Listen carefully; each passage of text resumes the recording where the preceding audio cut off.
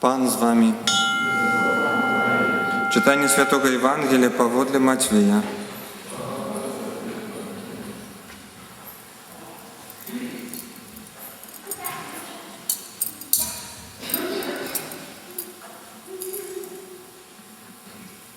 У той дзень Езус выйшаў з дому і сеў каля мора.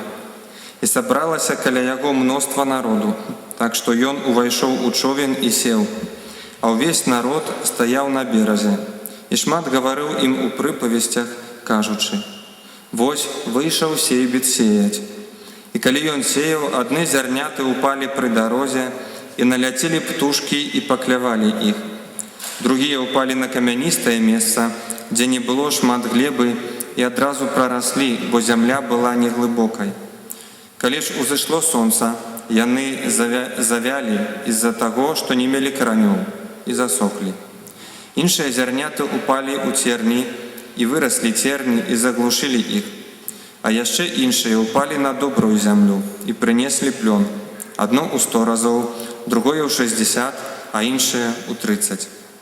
Хто мае вушы, няхай слухае». Гэта слова Пана. Присядьте на хвилинку.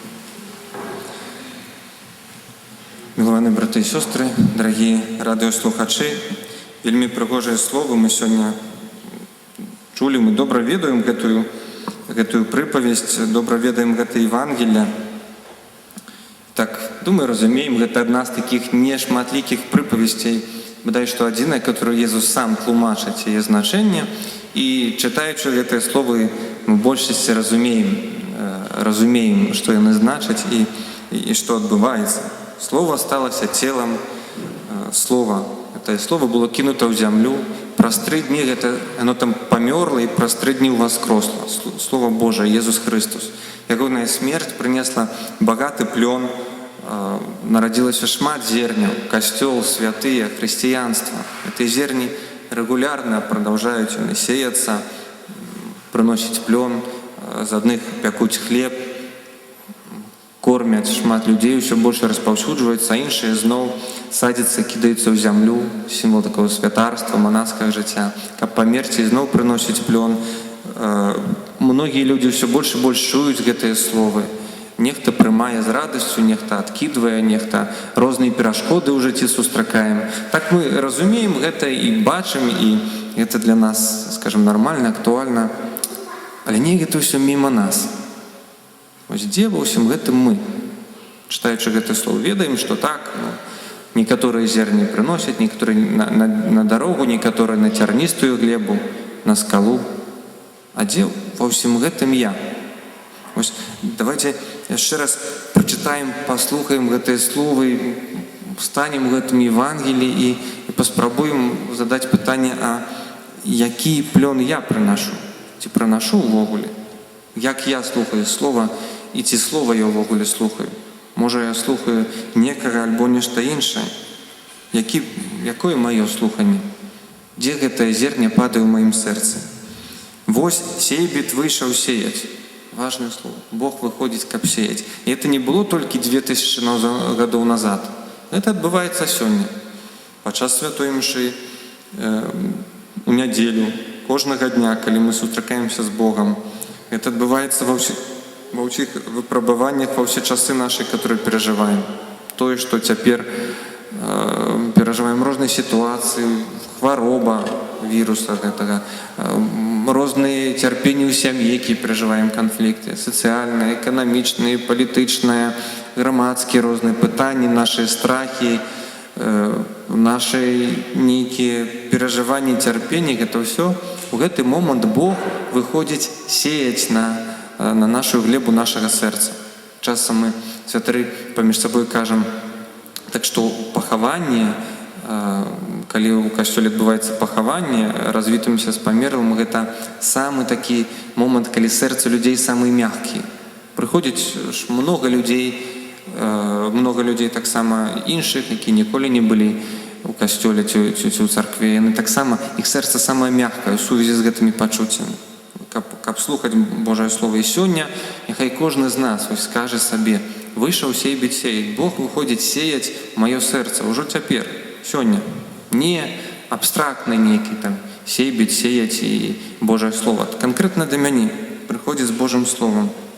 І важна гэты момант, пастарайся яго асвяціць, перажыць яго з Богам, не правароніць, бо моя зямля можа стацца сухой.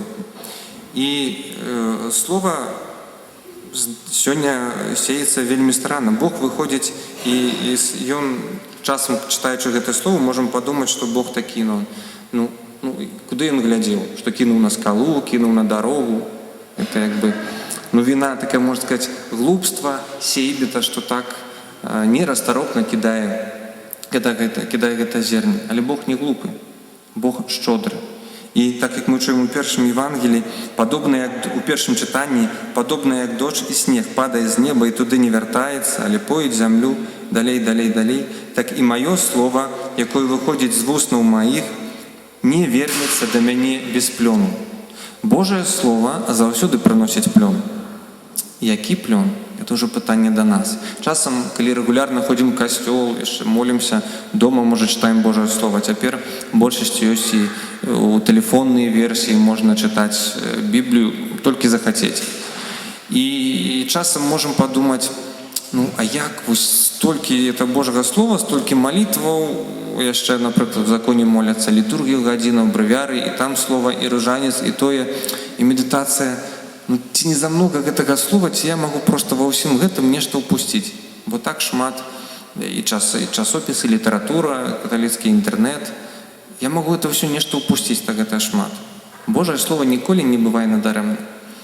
Калі чалавек яго прыме, яно прыносіць багаты плён. Калі не прыме, яно таксама прынясе плён. А гэты плён будзе вельмі балесны для чалавека. Самае вялікае цярпенне — это адкінуць Бога і ягонае слово. Вось нешчаслівыя сапраўды людзі, якія чулі пра Бога, якім Бог быў у жыцці, яны свядома яго адкідваюць. Это самае вялікае цярпенне на самой справе. Так чалавек можа паступова здабываць усё. Але калі я трачу Бога, трачу сувязь з ім, перастаю сакрамэнты прымаць, спавядацца, камунію прымаць, пазней перастаю любіць, а можа перастаю верыць нават у Бога. Это самая болезненная ситуация. Можа, на знешне так не проявляется, бо я пакуль яшчэ ў сілы клапачуся пра сваё жыццё. Але раны, якія застаюцца ў душы, іх нічым не можна вылечыць. Прыгожую малітву, калекту мы сёння маліліся, это малітва на пачатку святой імшы, перад тым, як чытаюцца чытанні. Тое, што чуем у сённяшнім Евангеліі. Боже, ты блукаючым паказваеш святло тваёй праўды, каб яны маглі вярнуцца на добрую дарогу. Зерне падае на дарогу дрэнную, дарогу, якая вядзе нікуды. Бог хоча, каб мы вярталіся на добрую дарогу, адкінуць усё тое, што супярэчыць нашай веры, імкнуцца да таго, да чаго ты іх паклікаў. Вельмі прыгожая малітва. Часам мы не слухаем тыя малітвы, які моліцца ксёндз. Але это тое, што Бог нам да чаго заклікае нас у сённяшнім Евангеліі. За гэтым цярпеннем, калі чалавек адкідвае Божае Слово, не зраўняецца ні адно вялікае земскае цярпенне. Мы часам бачым у сваім жыцці, называем пэўныя крыжы. Вось гэта мой крыж, вось гэта сітуацыя, праца ў сям'і, хвароба нейкая. Гэта такі крыж, который паслаў мне Бог. Але не гэта самае на самой справе вялікае цярпенне. І мы часам падыходзім да веры, да такога хрысціянскага цярпення, як такія, не пакутнікі, а такія, прабачце за слова, крыху мазахісты такія духоўныя. Так, што вось я цярплю, бо Бог мне прыказаў, і так трэба. І вось, так, каб пайсці ў рай, але што такое гэты рай, што там будзе, да канца так нават і не ведаю. Памятаю, дзядуля, калі вучыў мне гуляць у шахматы, сказаў, калі не навучышся перамагаць, пакуль не навучышся праігрываць. І ён добра гуляў, я просто там аж і псіхаваў, і выў, і што я толькі не рабіў, но ніколі яго не выйграў. Можа, адзін раз толькі. Я памятаю гэты момант, калі вось гэтае цярпенне, скажем, такое перажыванне, і ўрэшце ты перамагаеш. Ты ведаеш, што так цяпер крыху павінна пабалець, павінна быць цяжка, але ведаеш, што я гэта раблю дзеля нечага. Прыгожы вобраз у Бібліі таксама напісана ў аднаго з прарокаў, што падобна гэта радасць з Бога, это падобна, як жанчына нараджае дзіця. калі народзіцца, яно терпіць, але калі народзіцца дзіця, ні адна жанчына ўжо не памятае пра той боль, які быў, бо нарадзіўся чалавек. Так написано ў слове. І вось мы часто думаем, што рай это некае такое, будзем все разам стаяць, як у касцёле, маліцца, праславляць Бога. Это сумна, нудна, прызнайцеся. І ў вечнасць цэлую. Божа, хто б цэлую вечнасць высядзіў у касцёле? Мы фацімскае набажэнства не заўсёды высядзім, а тут цэлую вечнасць сядзець. Не. Вось уявіце сабе, што Бог падрыхтаваў нам такое шчасце, якое нікому з нас просто ў галаве не месціцца, у тысячы разоў мацнейшае. І дзеля гэтага можна часам пацярпець. Мы не ведаем, як гэта будзе. Мы спрабуем такія нашы вешаць людскія нейкія ярлыкі на гэта, вобразы, як мы сабе уяўляем рай. Але гэта толькі уяўленне. Ніхто з нас не можа нават гэтага не апісаць, не уявіць. Мы не церпім вось дзеля цярпення, бо Бог прыказаў. Мы крыху павінны пацярпець, бо узнагарода, як піша святы Павел, думаю, што цярпенне цяперашняга часу нягодная той славы, якая павінна выявіцца ў нас. І нават не ўсведамляем, што такое неба. Таму Божае Слово, яно не марнуецца. Часам так шмат яго вакол нас, што баімся, што нешта ўцячэ. Але Божае Слово не марнуецца. Калі мы яго не хочам прымаць, яно далей дзейнічае, але яно баліць.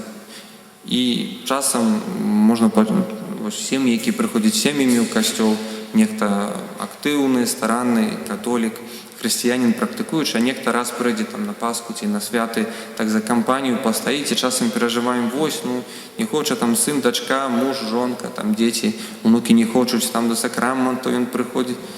Нават калі ён прыходзіць, ён бамбардуецца гэтым Божым Словам. Нават калі доме ён разам памолімся, ён пачуе, просто ён знака крыжа не зробіць. Ксёндз прыходзіць на каляду, мы молимся, а чалавек стаіць, просто прысутнічае. Нават тады Божае Слово дзейнічае. Пытанне, што калі чалавек не хоча свядома прыняць Бога, гэта будзе балець. Пазней я буду распачвацца за гэтыя раны душы, але Божае Слово ніколі не марнуецца. Вось у Евангелі бачым, Езус сам тлумачыць, я прачытаў сёння крацейшую версію, але калі чытаць далей, Езус сам тлумачыць тое, што адбываецца. І тое, што зерне ўпала на дарогу, на скалістую зямлю, на уцерне, гэта не віна сейбіта, што Бог так раскідваецца. Гэта не віна таксама дарогі, бо яна дарога ці скалы, гэта вобраз нашага сэрца. Таго, што да якога стану мы даводзім нашае сэрца, нашу душу. Часта думаем, чытаючы гэтыя словы, думаю, кожны з вас раз уже ці чуў іх, ці чытаў. Мы думаем, да якога зерня я магу сябе залічыць, дзе магу паставіць галачку. Ці я тое зерне на дарозе, якога сатана спакусіў, ці можа я ў церне, дзе мяне розныя нашы абставіны. А можа, хацелася быць гэтым добрым зернем, бо я ж хожу ў касцёл, неяк малюся, нават сакраменты прымаю. Час ад часу ў жыцці, думаю, кожны з нас належыць да кожнага гэтага віду. Часам мы зерне, якое падаем на дарогу, часам мы сапраўды прыносім добры плён і адразу пасля гэтага ўпадзем на скалу. Бывае па-рознаму. Можна шмат тут пра кожны з гэтых вобразаў цэлае казанне і канферэнцыю сказаць. Няма на гэта часу, але просто варта сабе ўсвядоміць, што Езус нездарма прыходзіць такія прыклады. Дарога, зерне падае на дарогу. Дарога — гэта зямля, якая некалі, скажем, дарога ці асфальт, ці камяністая дарога, тады не было асфальту, рымляне пачалі будаваць. Гэта кавалак зямлі, які некалі быў зямлёй мяккай, на якой нешта расло, можа нешта добрае расло. І па сваёй волі чалавек яго зрабіў дарогай, якая некуды вядзе, па якой адбываецца рух. Весь час нейкі напрамак. Дарога — гэта сімвал такога руху. Весь час я некуды іду, я іду за сваёй волей, за сваімі жаданнямі, не магу спыніцца, не магу стаць на месцы. Няма гэтай цішыні. Дарога — это пастаянны шум, небяспечны часам. І такі сімвал зерня, якое падае на дарогу. Я іду рэгулярна ў сваім жыцці за сваёй волей, за сваімі прагненнямі, за сваімі жаданнямі. Мне трэба некуды ісці. Канешне, вельмі лёгка прыйдзе сатана і гэта скрадзе. Таму што дастаткова паказаць іншы паварот, іншы знак. Вадзіцелі ведаюць, што часам, як праваронішь адзін знак, можаш не туды паехаць. Вельмі лёгка сатана скрадае гэтае слово.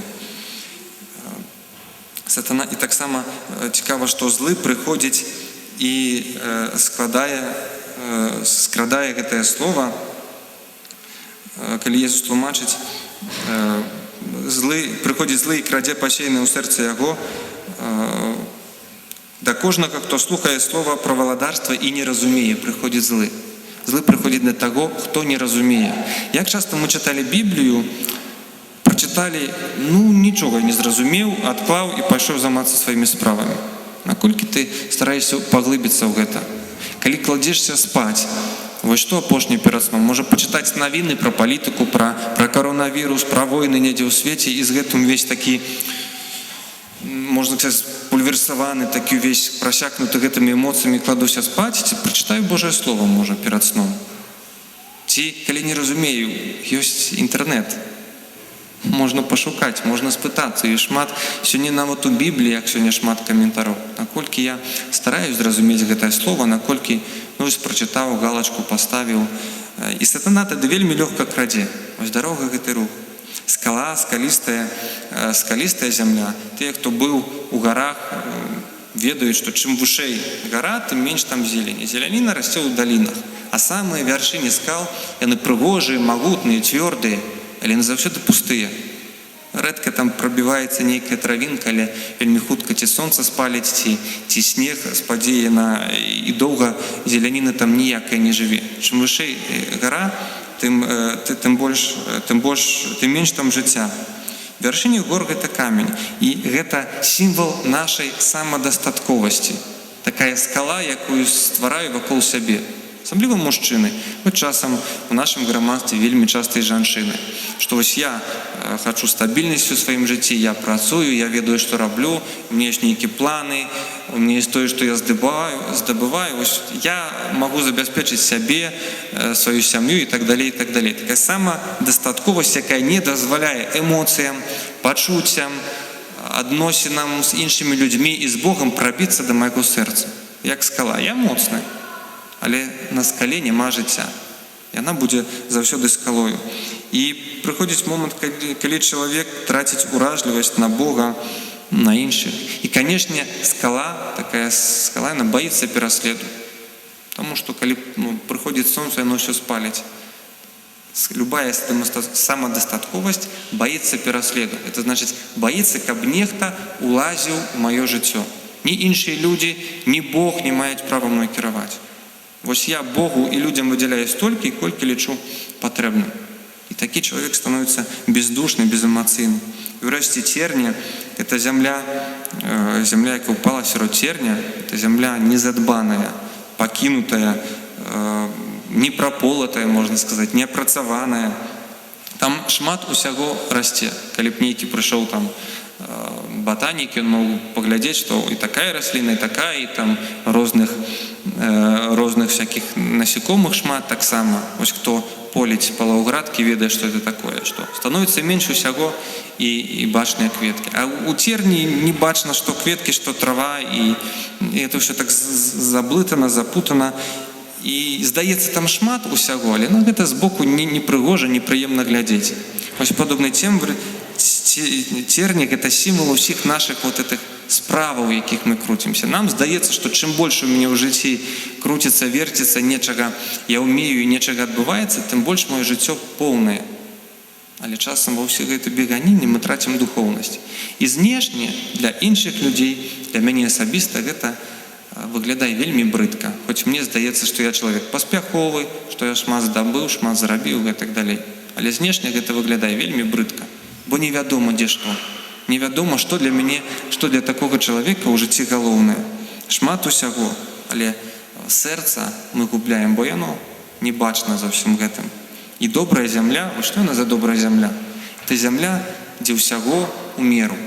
Ёсць і дарога, то есть ёсць пэўны кірунак, на які іду, але гэты кірунак добры, як у гэтай малітве, што мы чыталі, Божа, учыні, каб людзі вярнуліся каб яны маглі вярнуцца на добрую дарогу. Ёсць крыху і скалы, то есть пэўнай упэўненасці, але скала, на якой мы будуем, гэта Хрыстус.